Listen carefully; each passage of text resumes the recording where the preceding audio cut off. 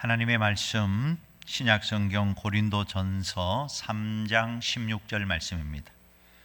고린도전서 3장 16절 말씀, 우리 한 절 말씀을 다 같이 합독으로 봉독하시겠습니다. 너희는 너희가 하나님의 성전인 것과 하나님의 성령이 너희 안에 계시는 것을 알지 못하느냐. 아멘. 자, 그동안 오후 예배 시간에 다섯 번 시리즈로 설교를 했는데 첫 번째 뭐였죠? 잊어주셔서 감사합니다. 또 할 수 있으니까요. 말씀 묵상에 대해서 시리즈로 설교를 했고, 그 다음에 뭐 했죠? 네, 기도에 대해서 했습니다. 혹시 뭐 했는지 모르겠다는 분들은 유튜브를 들어가면 우리 창원선결교회 유튜브에 다 나와 있으니까 한 번씩 더 이렇게 들어도 내용이 좋으리라고 생각이 됩니다. 이제 이번부터는 또 시리즈로 성령 원, 오늘은 성령은 누구신가? 우리가 성령님에 대해서 잘 알고는 있지만 또 모르고 있는 부분들, 또 알았던 것도 또 확실하게 깨닫는 부분들이 이번 설교 가운데 있기를 원합니다. 자, 우리가 정말 능력의 사람이 되려면 성령 충만한 사람이 되어야 됩니다. 오순절 마가의 다락방에 성령이 임하고 나니까 제자들이 능력 있는 예수님의 증인이 되었습니다. 성령 충만 받으면 땅끝까지 복음의 증인이 되고 죄를 이기고 세상을 이기고 마귀를 이기게 됩니다. 자, 말세가 되면, 제가 지난 우리 셀리더 교육 시간에 말씀을 드렸는데, 말세가 되면 세 가지가 있다고 주님이 말씀하셨어요. 첫 번째 뭐가 있냐가 하면 환난이 있겠다고 했습니다. 두 번째는 유혹이 있겠다고 했습니다.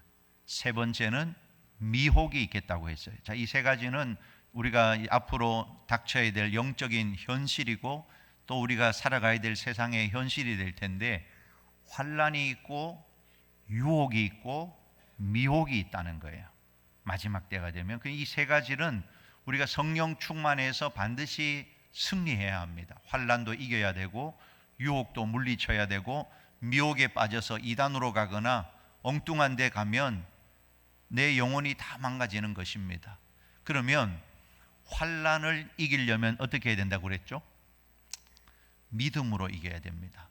환난은 믿음으로 이기는 거예요. 환난을 다른 어떤 것으로 이길 수가 없어요. 환난이 찾아왔을 때 오늘 낮 시간에 말한 것처럼 위로의 하나님, 또 무슨 하나님이라고 그랬죠? 섭리의 하나님, 능력의 하나님, 그 하나님을 절대 의지하고 믿음으로 환난을 이겨가야 됩니다. 말씀을 믿음으로 환난을 이겨야 돼요. 그러니까 환난은 믿음이 있어야 이기는 거예요. 믿음은 뭘로 오지요? 말씀을 들음으로 오니까 말씀을 가까이 해야 환난을 이길 수가 있습니다. 두 번째 유혹은 성령 충만으로 이겨내는 것입니다.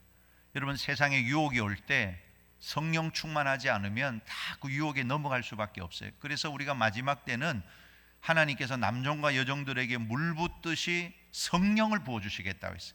그때는 모든 육체에 성령을 주시겠다고 했기 때문에 지금은 성령 시대니까 성령 충만해야만 유혹을 이길 수가 있습니다. 미혹은 뭘로 이겨야 되죠? 진리로 이겨야 됩니다. 진리가 우리 안에 있어야 미혹되지 않습니다. 여러분, 진리를 제가 우리 국어 사전을 찾아보니까 진실된 이치, 변하지 않는 참된 사실, 이게 진리라고 나와 있어요. 진리는 곧 하나님의 말씀이며 예수가 진리입니다. 그러니까 여러분, 이게 싸우는 방법이 이렇게 돼야 돼요. 환난은 믿음으로, 유혹은 성령 충만으로, 미혹은 진리로. 그런데 어떤 사람은 미혹이 왔는데 믿음으로 싸워요. 그러면 어떻게 되는가 하면 그 미혹된 것을 더 믿기 때문에 더 큰 미혹으로 빠져버립니다. 미혹이 왔을 때는 이건가 아닌가 할 때는 항상 성경으로 돌아가서 성경에서 성령님을, 오늘 아까 전에 우리가 찬양했을 때 성령은 무슨 영이죠? 진리의 영이라고 했잖아요. 성령 충만한 사람은 진리를 알게 되고 그 진리로 이것이 거짓이라는 것을 분별할 수가 있게 되는 겁니다. 여러분 꼭 이 사실을 기억하셔야 돼요. 자, 우리 기독교 신앙에서 제일 이해하기 어렵지만 중요한 교리가 있는데 그게 뭐냐 하면 삼위일체 교리입니다. 하나님, 예수님, 성령님 이 삼위가 하나 한 분이시다. 일체이다. 구약시대 때는 어땠을까요? 구약시대 때는 성부 하나님만 알고 있었습니다. 이제 신약시대가 되면서 예수님이 이 땅에 오셔서 예수님이 십자가에 못 박혀 죽으심으로 인류의 죄를 구속하셔요. 여러분, 예수님이 왜 십자가에 못 박혀서 죽으셨습니까?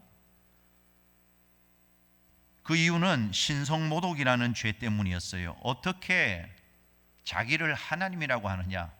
예수님이 나와 아버지는 하나이니라. 그 말 때문에 신성모독이라는 죄로 십자가에서 죽게 됩니다. 그렇지만 예수님이 십자가에 죽으신 다음에 다시 부활하고 승천하셔서 예수가 하나님이심을 증명하셨어요. 온 세상에 알리셨어요. 그래서 성경에는 그리고 성령을 이 땅에 보내주셨어. 그러니까 성경은 성부 하나님이 계시고 성자 예수님이 계시고 성령 하나님이 계시다. 고린도후서 13장 13절 같이 한번 읽어봅니다. 시작. 주 예수 그리스도의 은혜와 하나님의 사랑과 성령의 교통하심이 너희 무리와 함께 있을지어다. 항상 성경은 이제 성부 하나님, 성자 예수님, 성령 하나님 삼위일체를 말씀합니다. 마태복음 28장 19절 같이 읽어요. 그러므로 너희는 가서 모든 민족을 제자로 삼아 아버지와 아들과 성령의 이름으로 세례를 베풀고. 자, 그런데 우리가 지금 사도행전을 보고 있잖아요. 사도행전에 보면 예수님의 이름으로만 세례를 베풀어요. 이상하죠? 성부와 성자와 성령의 이름으로 세례를 베풀라고 했는데, 자, 성경 보십시다. 사도행전 2장 38절 읽어보아요. 베드로가 이르되 너희가 회개하여 각각 예수 그리스도의 이름으로 세례를 받고 죄 사함을 받으라. 그리하면 성령을 선물로 받으리니. 사도행전 8장 16절 또 읽어봅시다. 이는 아직 한 사람에게도 성령 내리신 일이 없고 오직 주 예수의 이름으로 세례만 받을 뿐이니라. 사도행전에서는 왜 예수님의 이름으로만 세례를 베풀었을까? 그 당시 1차 세례의 대상이 유대인들이었습니다. 예수 믿는 유대인들. 그러니까 이 사람들은 하나님에 대한 믿음은 알고 있었고 고백하고 있었기 때문에 예수의 이름으로 세례를 받았던 겁니다. 고넬료도 이방인이었지만 하나님을 믿고 있었기 때문에 예수의 이름으로 세례를 받았어요. 그런데 이제 그 이후에 사도행전 시대 이후에 이방인들의 세례는 반드시 삼위일체에 대한 신앙 고백 위에 세례가 베풀어집니다. 그래서 이런 질문이 있는 것입니다. 첫 번째, 당신은 온 우주 만물을 지으신 창조주 하나님을 믿습니까? 여러분 대답해 보시기 바랍니다. 아멘이시죠? 두 번째, 같이 읽어봅시다. 당신은 예수가 구세주이심을 믿습니까? 예수 그리스도가 동정녀 마리아에게서 탄생하시고 십자가에서 고난당해 죽으시고 부활하셨으며 다시 오실 것을 믿습니까? 아멘이시죠? 예, 세 번째 질문. 당신은 성령을 믿습니까? 성령님이 교회 가운데 함께 하시고 성도들의 삶에 함께 계심을 믿습니까? AD 130년 예수님의 교훈을 정리한 디다케라는 책에서 이 세 가지 사실을 고백해야만 세례를 받을 수 있다는 기록이 있습니다. 그러니까 이제는 삼위일체의 신앙 고백이 분명히 있어야 된다는 거예요. 성부, 성자, 성령 하나님을 다 의심 없이 믿어야 된다는 겁니다. 기독교가 AD 64년 로마 네로 황제 때부터 그 이후에 10명의 황제를 거치면서 250년간 무수한 핍박을 받게 됩니다. 그때 모든 성도들이 카타콤으로 지하로 내려가고 피하고 이랬단 말이죠. 그러다가 313년 콘스탄티누스 1세 황제 때 기독교가 공인되고 많은 이제 변화가 일어나게 됩니다. 여러분, AD 313년에 기독교가 공식적으로 인정이 됐는데, 이 지구상에서 최초의 기독교 국가가 어딘지 아십니까? 그 313년보다 12년 앞에 서기 301년에 인류 최초의 기독교 국가가 생겼어요. 그게 어디냐 하면 아르메니아라는 나라입니다. 아르메니아가 최초의 기독교 국가예요. 그리고 313년에 콘스탄티누스에 의해서 로마가 공식적으로 기독교를 국교로 공인합니다. 자, 이방 종교를 믿던 사람들이 기독교가 국교가 되니까 황제한테 잘 보이기 위해서 나도 기독교인이 됐습니다. 나도 기독교인이 됐습니다. 그런데 그런 자들은 다 다신론자들입니다. 지금 인도 같은 나라 뭐 이런 데 가면 신이 수백 개, 수천 개가 되잖아요. 이런 사람들이 교회에 들어오니까 기독교에서 성부, 성자, 성령을 이야기하니까 뭐 기독교도 신이 세 개가 있나 보다. 성부라는 신도 있고 성자라는 신도 있고 성령이라는 신도 있나 보다. 그렇게 받아들였던 것입니다. 상황이 이렇게 되다 보니까 교리를 통일해야 되겠다. 그래서 325년에 콘스탄티누스 1세가 그 당시 교회 대표들을 니케아라는 지금 터키 지역에 있습니다. 니케아에 모이게 해요. 그때부터 325년 5월부터 장장 42일 동안 회의를 합니다.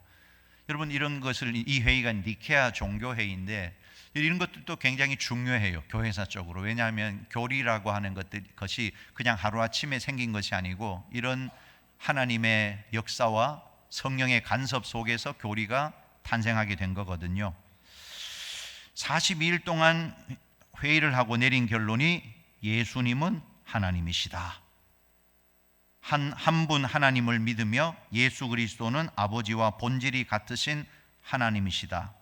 42일 동안 회의를 했는데 성령님에 대해서는 결론을 내릴 수가 없어서, 시간이 없어가지고, 왜냐하면 워낙 그 당시 초대 이단들 가운데 예수님에 대해서 의심하는 자들이 많았기 때문에, 그래서 예수님은 하나님이시다, 이 고백이 니케아 종교회의에서 나오게 됩니다.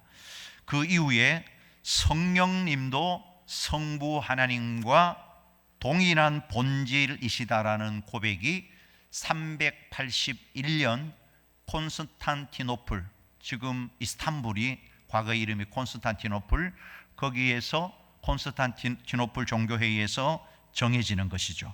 그러니까 성부 하나님, 성령님도 성부 하나님과 동일한 본질이시다. 자, 그러니까 우리는 신앙생활을 하면서 성령님에 대해서 정확하게 알아야 돼요. 하나님과 같은 분이고 동일한 본질이기 때문에 성령님이 누구신지, 성령님에 대해서 예수님은 어떻게 가르치셨는지, 또 우리에게 나타난 성령님의 역사는 어떤 것인지, 또 성령의 은사, 성령의 열매가 뭔지, 이런 것들을 이해하고 깨달아갈 때 우리에게 풍성한 열매가 맺어지게 되는 것입니다. 그래서 앞으로 이런 주제를 가지고 성령 1, 2, 3, 4 이렇게 진행해서 설교하려고 합니다. 자, 그러면 오늘은 첫 번째 시간으로 성령님은 누구신가? 과연 성령님은 누구신가? 첫 번째, 따라합시다. 전능하신 하나님. 예, 성령님은 전능하신 하나님이십니다. 성령님은 무슨 격이 낮으신 분이 아니에요. 동격 하나님과 같은 전능하신 하나님이시다. 창세기 1장 1절에 보면 태초에 하나님이 천지를 창조하시니라. 2절 같이 읽어봅니다. 땅이 혼돈하고 공허하며 흑암이 깊음 위에 있고 하나님의 영은 수면 위에 운행하시니라. 그러니까 태초부터 성부 하나님과 성령 하나님은 같이 계셨고 삼위일체 하나님께서 이 세상을, 천지를 창조하셨다. 그리고 성령의 역사로 모든 선교 사역이 이루어집니다. 로마서 15장 19절입니다. 같이 읽어요. 표적과 기사의 능력으로, 성령의 능력으로 이루어졌으며 그리하여 내가 예루살렘으로부터 두루 행하여 일루리곤까지 그리스도의 복음을 편만하게 전하였도다. 그렇습니다. 지금도 성령 충만하면 전능하신 하나님의 역사가 우리에게도 나타나기 시작합니다. 성령 충만의 역사로 귀신이 쫓겨나가고 병 고침을 받고 문제가 해결되고 하나님의 축복과 기적이 임하고, 성령 충만의 역사로 전능하신 하나님의 놀라운 역사를 행할 수 있다. 자, 우리가 이 믿음을 다시 회복해야 돼요. 아멘이시죠? 성령님은 전능하신 하나님, 못할 것이 없으신 하나님. 오늘도 우리가 이런 하나님을 전적으로 신뢰하고 믿어야 하는 것입니다. 우리의 힘이 아니라 성령의 능력으로 행하는 것입니다. 사도행전 16장 18절 같이 읽어봅니다. 시작. 이같이 여러 날을 하는지라 바울이 심히 괴로워하여 돌이켜 그 귀신에게 이르되 예수 그리스도의 이름으로 내가 내게 명하노니 그에게서 나오라 하니 귀신이 즉시 나오니라. 아멘. 오늘 우리에게도 이런 역사가 있다는 것입니다. 우리가 성령 충만하고 예수의 이름으로 명령하면 귀신이 쫓겨나가는 것입니다. 또 전능하신 하나님의 성령은 동정녀 마리아에게 임하셔서 예수님을 잉태하게 하셨어요. 누가복음 1장 35절입니다. 같이 읽어요. 천사가 대답하여 이르되 성령이 내게 임하시고 지극히 높으신 이의 능력이 너를 덮으시리니 이러므로 나실 바 거룩한 이는 하나님의 아들이라 일컬어지리라. 그렇습니다. 성령님은 전능하신 하나님입니다. 그 능력을 오늘 우리에게도 나타내시기를 주님의 이름으로 축원합니다. 자, 두 번째, 성령님은 누구신가? 전지하신 성령님이십니다. 전능하신 하나님의 능력을 가지신 분으로 모든 것을 아시는 분입니다. 자, 우리가 기억해야 할 것이 있어요. 성령으로 충만하면 예수님이 생각이 나야 돼요. 왜냐하면 예수님이 성령의 영이시며 성령이 예수님의 영이시기 때문에 그렇다는 것입니다. 그러니까 성령 충만하면 항상 예수님을 생각합니다. 예수님을 바라보게 되고 예수님을 닮게 되고 예수님을 사랑하게 되고, 성령으로 충만하면 예수님처럼 살아가게 되는 거예요. 우리가 교회를 아무리 오래 다녀도 성령 충만하지 않으면 자기 뜻대로 예수님을 믿습니다. 성질 부릴 거 다 부리고 소리칠 거 다 치고 신앙생활 10년 20년 하면서도 자기 성질을 못 이기고 다른 사람에게 상처를 입힙니다. 이런 모습은 결코 성령 충만의 모습이 아니고 자기 충만의 모습입니다. 그런데 아십시오, 근본적인 모든 문제가 다 여기에서 출발합니다. 성령 충만하지 않았기 때문에 그런 것이. 진짜 성령 충만하면 그 사람의 모습에서 예수님이 나타나야 합니다. 성령은 예수님의 영이십니다. 여러분, 성령이 눈에는 보이지 않지만 지금 역사하고 있는 것처럼 사단의 존재와 역사도 실제한다는 것을 기억하셔야 돼요. 사탄도 활동하고 있다는 것입니다. 그게 영적 전쟁 가운데 우리가 있는 겁니다. 이 사탄이 하는 일이 뭐냐? 성령의 존재와 역사와 능력을 왜곡시키고 방해하고 오늘 그리스도인들이 잘못된 신앙생활을 하도록 하는 것이 사탄의 역사이다 하는 것입니다. 성령 충만을 구하지 않아요. 성령을 따라 행하지를 않게 만든다는 것입니다. 교회도 성령 충만함으로 교회가 건강하게 세워져 가는데 성령의 능력보다 인간의 지혜나 능력이나 프로그램을 더 의지하도록 사단이 방해를 한다는 것입니다. 조영기 목사님 그 서대문에 순복음 교회를 개척하고 성도 수가 여의도 가기 전에요 3,000명이 되었을 때 교회 성장이 멈췄다는 겁니다. 3,000명이 될 때까지는 교인들이 막 기하급수적으로 모여들었는데 3,000명이 딱 되고는 아무리 기도하고 아무리 노력해도 부응이 안 되더라는 것이. 어느 날 기도 중에 하나님께서 이런 마음을 주셨다는 것입니다. 너는 왜 성령님과 교제하지 않느냐? 하나님의 음성을 듣게 됐다는 것입니다.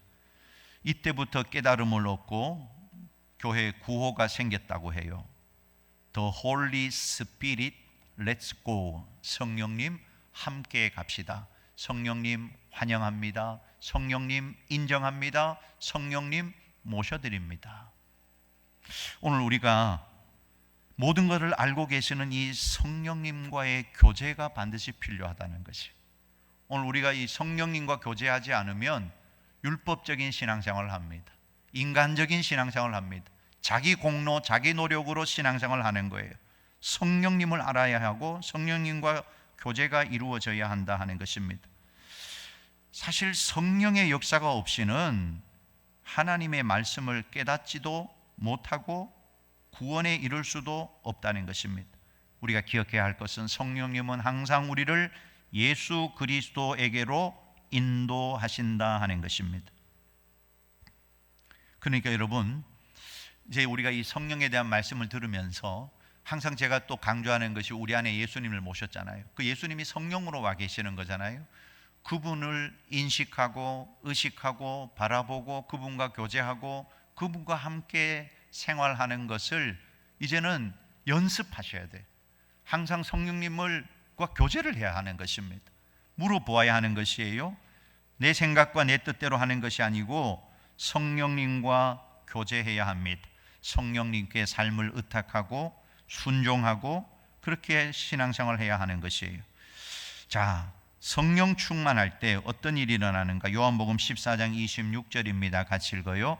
보혜사 곧 아버지께서 내 이름으로 보내실 성령, 그가 너희에게 모든 것을 가르치고 내가 너희에게 말한 모든 것을 생각나게 하리라.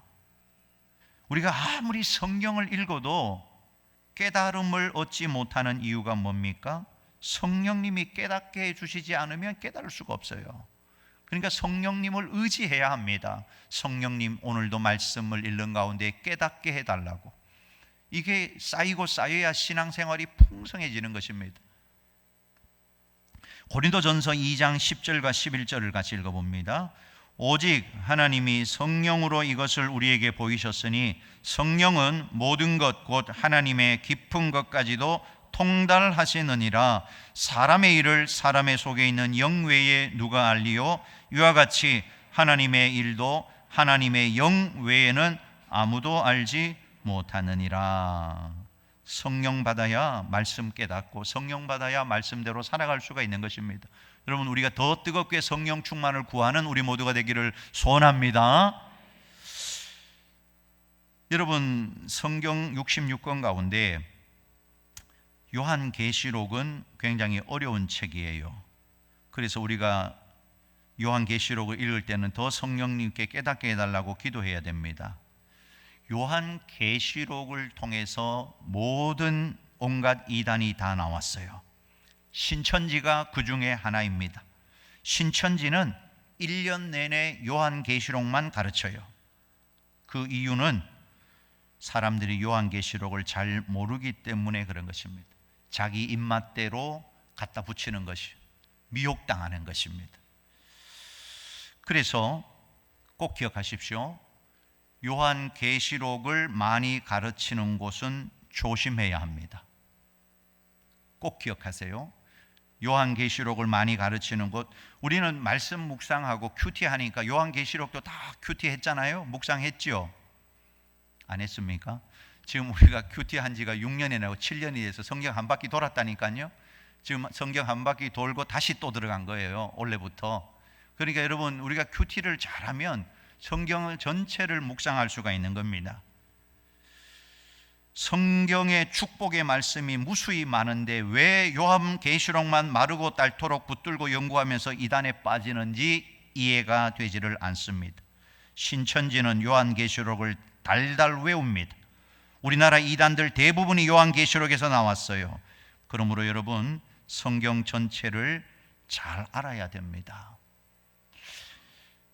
우리 인간의 심리 중에 우리가 잘 속는 부분이 있어요. 확증 편향, 이런 얘기를 많이 들었을 겁니다. 어떤 새로운 진실이 있어도 기존에 내가 알고 있던 것, 그 사고방식과 일치하면 받아들이고 배치가 되면 거부하는 심리 현상이 확증 편향인데 지금 우리가 거기에 딱 걸려 있단 말입니다. 그러니까 사람들은요, 자기가 보고 싶은 것만 보고 듣고 싶은 것만 듣고 믿고 싶은 것만 믿어요. 그렇지 않나요? 선택적으로 보고 듣고 믿는단 말입니다. 모든 인간에게 이런 본성이 있어요. 그런데 이 확증 편향이 끊임없이 진리를 왜곡시켜 버리는 것입니다.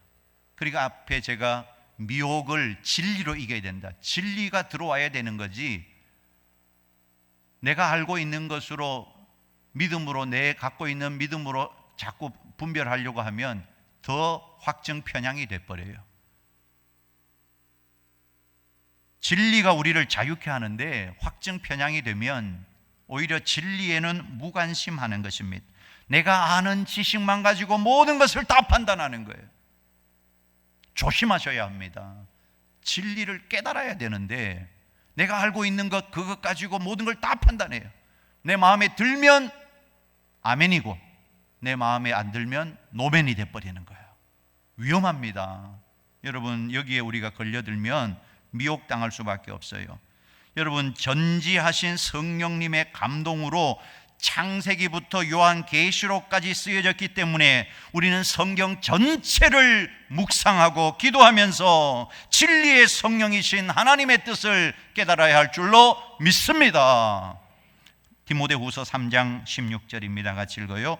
모든 성경은 하나님의 감동으로 된 것으로 교훈과 책망과 바르게 함과 의로 교육하기에 유익하니, 모든 성경은 하나님의 감동으로 되었다. 요한계시록만 감동으로 된 게 아니란 말입니다. 성경은 모든 것이 하나님의 감동으로 되었다. 우리 예수님께서 성령 하나님에 대하여 우리에게 호칭을 명확하게 계시해 준 것이 두 가지가 있습니다. 예수님께서 성령님에 대해서 두 가지 호칭을 우리에게 계시해 주셨어요. 첫 번째는 진리의 성령님, 두 번째는 보혜사 성령님. 그게 성경에 나오잖아요. 그러니까 우리는 진리의 성령에 초점을 맞추어야 한다는 것입니다. 성령 하나님은 인격적인 하나님이세요. 진리의 성령님이십니다. 비인격이 아닙니다. 불, 물, 은사, 방언, 기적, 이런 것은 다른 종교에도 있단 말이에요. 불교에도 있어요. 방언 속지 마십시오. 뭐 자꾸 신비주의로 흘러가려고 하는데 진리의 성령님이십니다. 진리의 성령님, 진리를 깨달아야, 그 진리가 있어야 미혹에서 벗어날 수가 있는 거예요. 기독교에서 말하는 성령 하나님은 진리의 성령님이십니다. 성령 받았다, 성령 체험했다, 뭐 들었다, 너무나 주관적이지 않습니까? 객관적인 증거가 뭡니까? 객관적인 증거는 진리의 성령이십니다. 우리가 성령 받고 나면 진리의 성령님께서 깨닫게 해주세요. 그동안은 머리로 알고 있던 것을 내 마음으로, 영으로 깨닫도록 성령께서 이끌어 주신다 하는 것입니다. 여러분, 자꾸 다른 데 관심을 두지 마세요. 뭐 신비한 것, 이런 것에 관심을 두지 마세요. 성령께서는 진리를 우리에게 계시하시는 진리의 성령님, 보혜사 성령님, 옆에서 도와주시는 분, 성령께서 진리를 계시하지 않으면 우리는 깨달을 수가 없는 것입니다. 여러분, 이제 이 전지하신 성령님, 진리의 성령님을 통하여 말씀을 더 깊이 깨닫고 깨달음의 풍성함으로 하나님의 뜻을 이루어가는 자가 되기를 간절히 소원합니다. 세 번째 성령님은 무소부재하신 성령님입니다. 성령님이 안 계신 곳이 없다는 것이, 어디에나 다 계시다는 것입니다. 시편 139편 7절과 8절입니다. 같이 읽어요.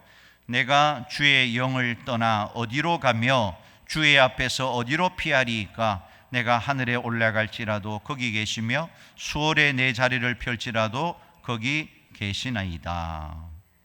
성령님은 언제나 우리와 함께하고 계세요. 어디라도 계십니다. 무소부재하신 성령님.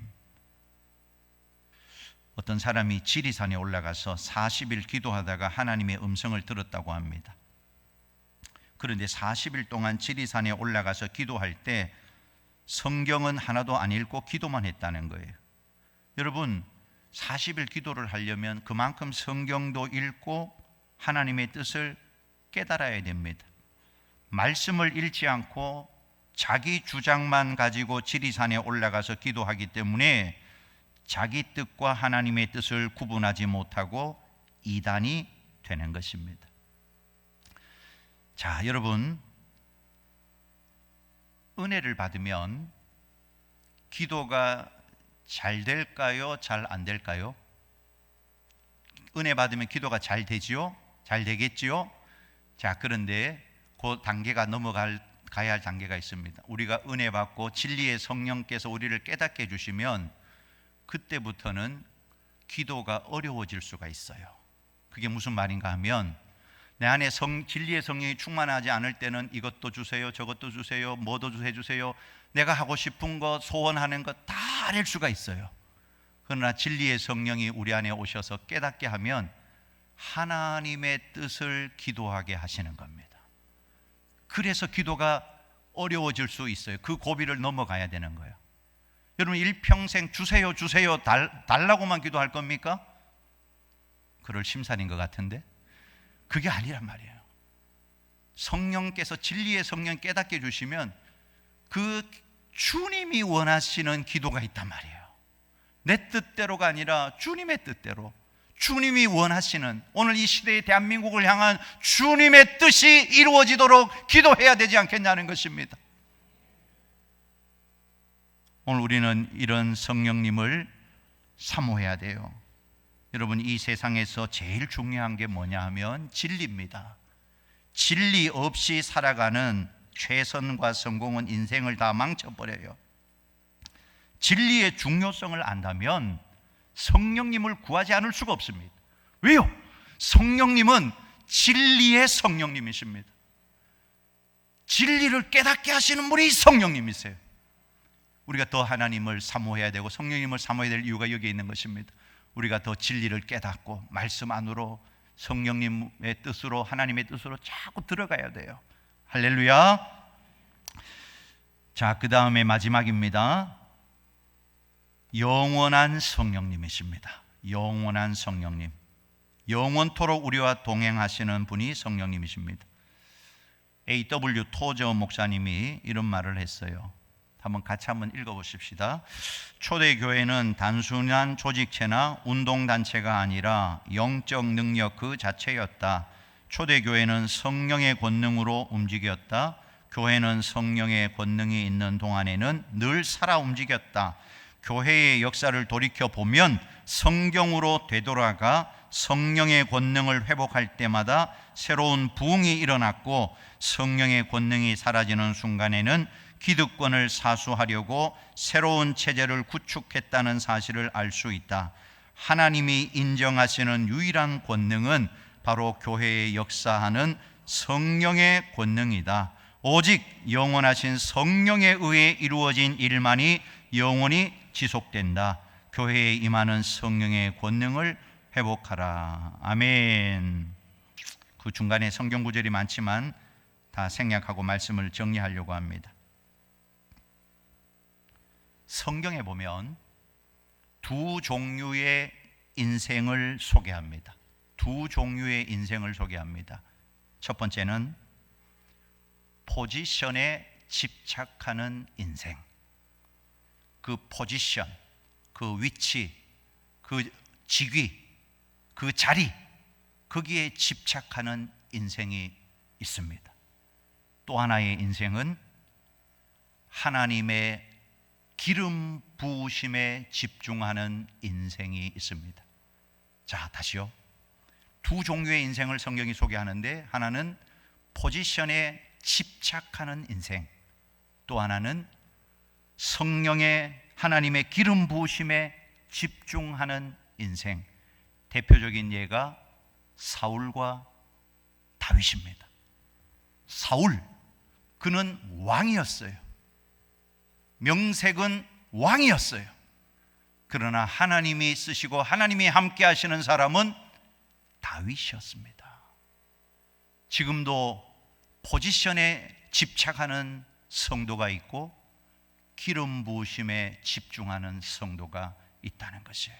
하나님이 누구를 쓰시겠습니까? 그 자리에 있다고 쓰시는 겁니까? 그 자리만 지키면 되는 것입니까? 기름 부으심을 사모하십시오. 어떤 위치, 어떤 자리에 있더라도 하나님의 기름이 부어지고 성령의 충만함이 임하는 사람이 하나님의 사람이며 하나님은 그런 사람을 사용하시는 것입니다. 저는 오늘 기도하는 모든 우리 성도님들이 기름 부으심을 사모하는 이 시대에 성령 충만한 하나님이 쓰시는 일꾼들이 다 되어질 수 있기를 주님의 이름으로 축원합니다.